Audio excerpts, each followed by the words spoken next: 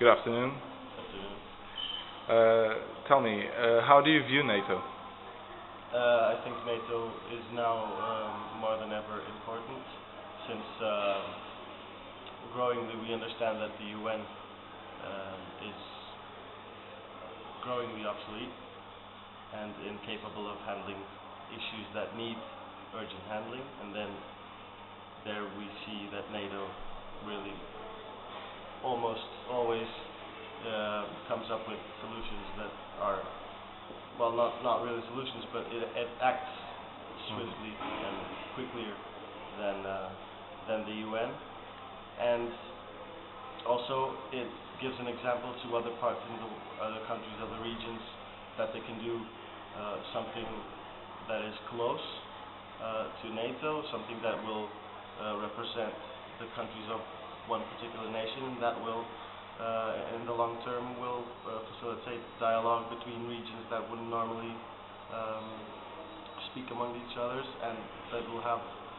one unique voice, which is better than, I don't know, 190 countries speaking for themselves. It's good for countries who have something in common to at least get some kind of consensus and some kind of unique voice into the international frame and discussion about issues that need quick solving. Do you think then that NATO should become a global organization? No, not so much global, but maybe the example should be given to other parts in the world, so that other regions in the world could have something similar to NATO, not exactly the same, but I think that if you had like an Asian NATO, South American NATO, something like that, African NATO, something that would resemble, not exactly the same, but something that would resemble, it would,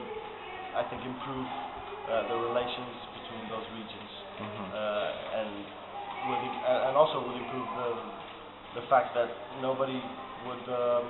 tend to work alone, and problems would be solved in the region and within the partners and the neighbors.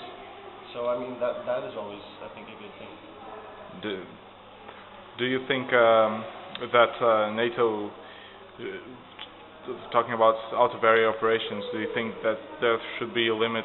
to them, or do you think NATO should be able to act anywhere, despite not having countries from all the regions? That's a tricky question. I mean, depends. It depends on the situation. I mean, if we're talking about something that has to do with like situation close to September 11 or the other terrorist attacks in Spain and in England, I mean, it's kind of hard to advocate that the countries don't have the right to pursue the ones that attack them. If, on the other hand, there's a situation within a foreign country, foreign to NATO, I mean, then I think that NATO would probably have to go and search and seek the proper authorities in the region, aiding them, but not exactly intervening as such in the terrain. So,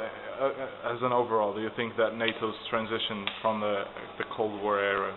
into today's era, do you think it was well handled, or? It needs a little bit of tweaking, but I mean, yeah, like everything, you learn as you go along, and it's possible to have now 100% right answers for the future. But I think, in conclusion, what I think is that they've known how to handle the situations as they came along, and I mean, if it continues like this, I think they have something here, and obviously a lot of things to work out and to improve, but they show the willingness to improve and to change and to adapt to a new era, and they've known how to do that so far, and I think they will in the future. Okay.